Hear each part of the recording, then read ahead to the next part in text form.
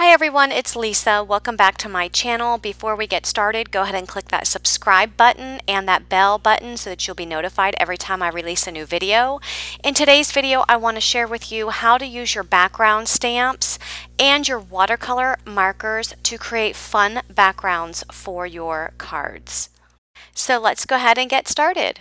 So here I'm starting out with the Birthday for Subway's background stamp from the Stamps of Life. Before you stamp your background, you're going to take a powder tool to add some powder to your cardstock so that any extra embossing powder does not stay behind on your cardstock after you have done your embossing. So next I'm taking my Versamark ink and I'm applying it to my background stamp and stamping this down on my Bristol Smooth cardstock. And I'm going to go ahead and add some white embossing powder to that. And I'm just shaking off the excess embossing powder.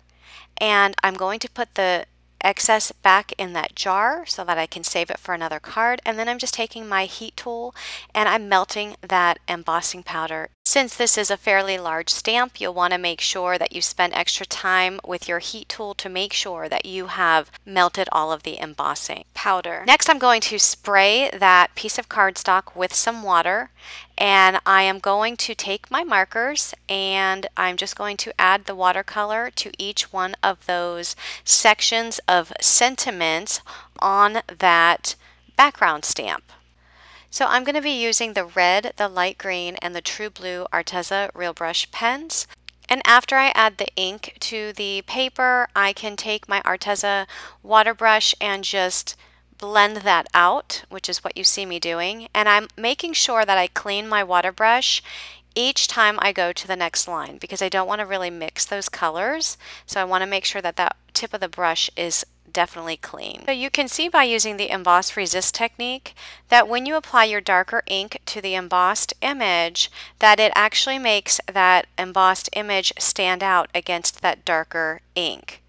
So I'm going to continue to add color till I get to the very bottom.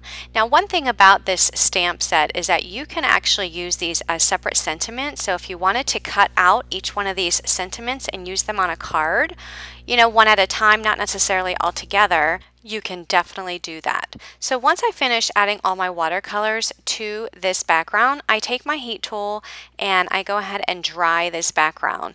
It's very important that your background is completely dry before you begin working with it on a card. You also see me taking a paper towel here and just wiping off some of the extra ink that might be over top of some of those embossed words. Now for that background, I did choose colors that were more masculine in theme that you can use for a boy's card. This card, I'm going to be choosing colors that are more feminine in theme, and I'm going to be choosing some girly colors. So here I'm doing the same process again. I did apply my anti-static powder tool to that cardstock, and then I applied my Versamark ink, and now I'm adding my embossing powder, which is my white embossing powder, to that entire background. And then I'm going to take my heat tool and melt that embossing powder. When you're using your heat tool, it's always best to let it heat up for a few seconds before adding it directly to your cardstock. And again, since it's a larger background stamp, just make sure that you spend that extra time making sure that all of that embossing powder is melted. Once it's melted, just use your water bottle and spray that to wet your paper.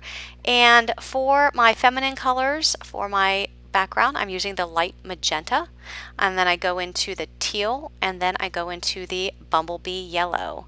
And I think these colors are so pretty together, and I just continue to rotate these colors going across each one of these sentiments on this card. Once I've added all of those colors, I will take my water brush and I will just kind of blend that ink horizontally across each one of those strips.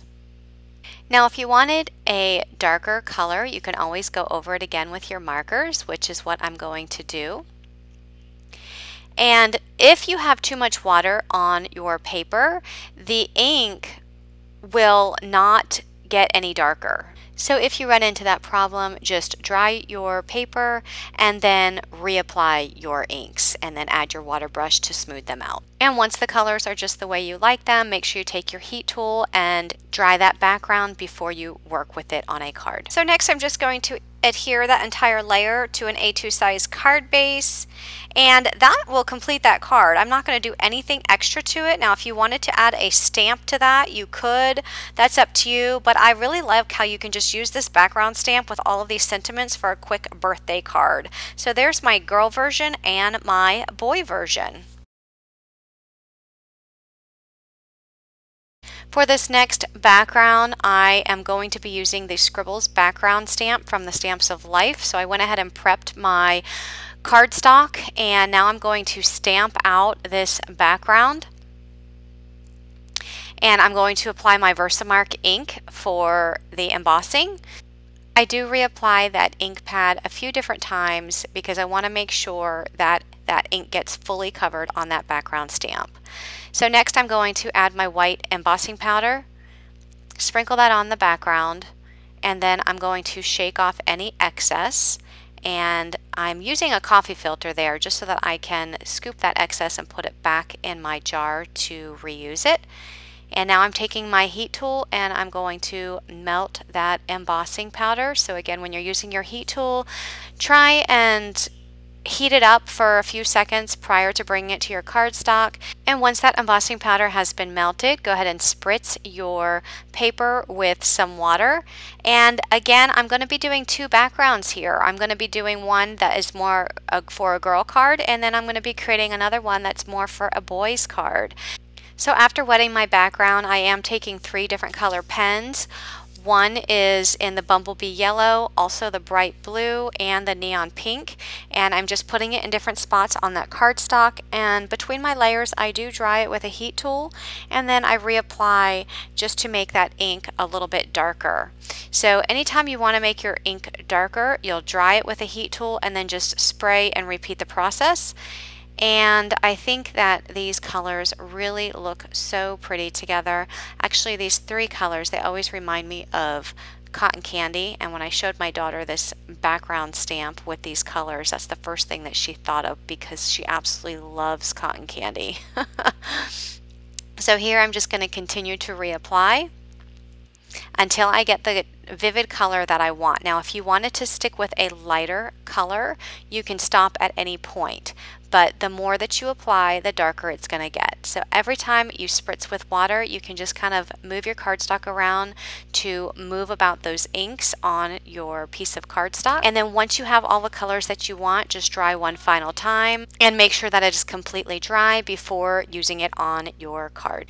So here I just wanted to show you that you can actually just change up your ink colors to create different backgrounds depending on if you're sending to a boy or a girl. So I'm ready to put some cards together, and I'm using this ice cream stamp from the Stamps of Life. This is the Scream for Ice Cream set, and I'm inking it up with some brown ink. And I wanted to use brown because I didn't want to get the black ink on there because I was going to be coloring it up with some brown watercolor. Now for the actual ice cream part of this, I'm going to do some embossing. I did not want to have any lines, so I'm inking it up with some Versamark ink, and I'm going to use clear embossing powder this time. I don't want to have any lines on here whatsoever. So after I add the embossing powder, I'm going to heat set that.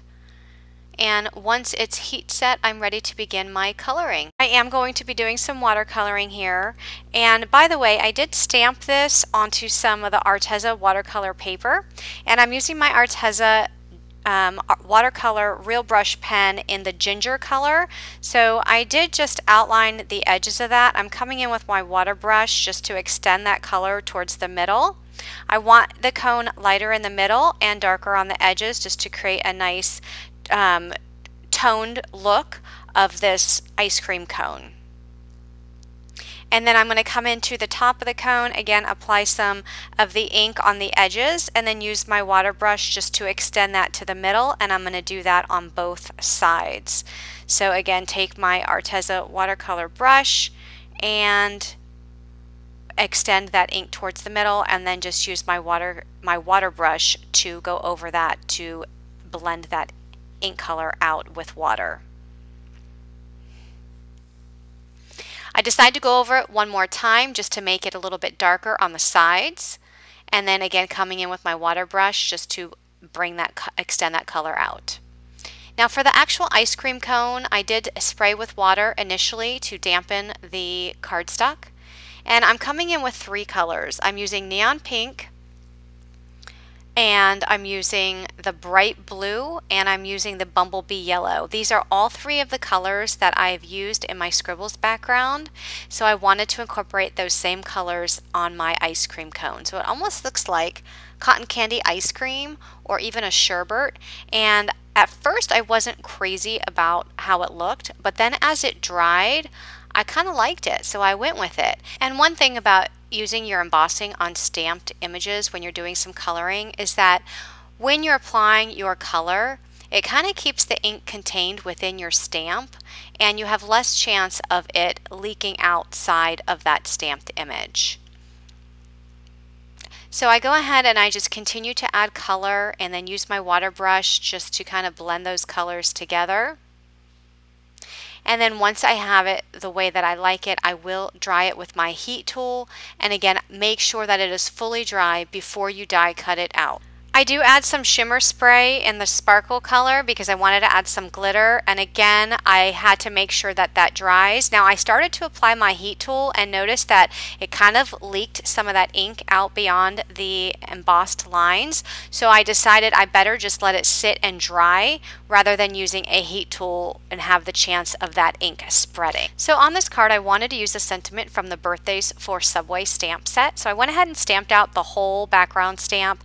And I did mention earlier that you can actually cut these apart. So I'm just doing some regular black ink on some white cardstock, and then you can actually take your paper trimmer and just trim these sentiments apart, and you can use them on your cards. Once I have my sentiment cut out, I do go in with my neon pink marker and I just kind of color the edges just to have the edges not white. I wanted them pink for my card. I also cut down this background piece to 4 1/8 by 5 3/8 so that it would layer nicely on top of a white card base, and the white card base is A2 in size. So you can see that I put the sentiment towards the bottom, and I just wrapped a piece of twine around the card layer there, and I tied it in a bow, and then I'm just going to add this layer to my card base. And I love these colors together. I think this looks so pretty. I showed my daughter this card and she absolutely loved it. Of course, because she loves cotton candy and ice cream, and this card reminds her of both. So for my boy version of this same background, the scribbles background, I'm going to be using the Monsters for Celebration stamp set, and I'm going to stamp out 2 monsters on some watercolor paper. I'm using my VersaFine ink, and I'm going to be doing some embossing. I do stamp the 2 images, but I only ended up using the 1 image on my card. So after I stamp this up, I'm going to put some embossing powder over top of that, and it's just going to be the clear embossing powder, and then I'm going to heat set that and I'll be ready to do my coloring. So I'm wetting my stamp with my water pen, and then I'm going to come in with my olive green Real Brush Pen from Arteza, and I'm just going to outline the edges, and as I outline the edges, then I'm going to come in with my water brush and I'm going to extend that ink towards the middle of this monster. And I'm really loving how this olive green color is blending on this cardstock, and I am using the Arteza watercolor pad, by the way. And then I'm going to come in with my yellow. This yellow is the bumblebee yellow. I color the eyeball, and then I go in and just color up the arms. Now the colors that I'm using here, the olive green and the bumblebee yellow, and I'm also going to be coming in with the red. These are all colors that I've used in my background. So when I did my scribbles background, I used all of these colors for that. Now I do come in with the black for the inside of the mouth. That's obviously one color I did not use for the background, but I thought that the black would look much better than just leaving that white. I stamped out these sentiments using my black ink, and these sentiments are from the same stamp set from the Monsters for Celebration, and I'm just cutting them out with my scissors. So I'm just going to cut each one of those out individually, and I'm going to use those on my card. I'm also bringing in some balloons that I die cut, and these balloons are from the 5x7 Stamps of Life box card set. Whenever I need balloons, I always go to this set because it does have these balloons that you can die cut. So I'm just adding a little glue dot to the back of those balloons, and then adding some twine that extends from that glue dot all the way down to the monster's hand. So the glue dot's going on the back of the balloon, add the twine, and then glue those balloons down.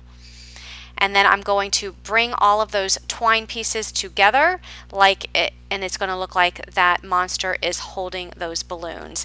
And I probably should have put some double-sided foam on the back of those two top balloons, the green one and the red one, just to make them look more like they're in front of the yellow one and not just pressed down all together. But I didn't. But if you're recreating this card and you want to, that's just another option to add more dimension. So I'm taping the strings down so that they're nice and tight behind that monster, and then I'm going to add some glue to my monster and add them to my card layer. Now this card layer was also cut down to 4 1/8 by 5 3/8, and that entire layer will be adhered to an A2 size card base in white, and that will complete that card. If you're interested in any of these products, check the description box below. I will have links to all of these products, including the Arteza Real Brush Pens that I used in this video. And if you have any questions or comments, please leave them below. Have a great day, everyone. Bye-bye.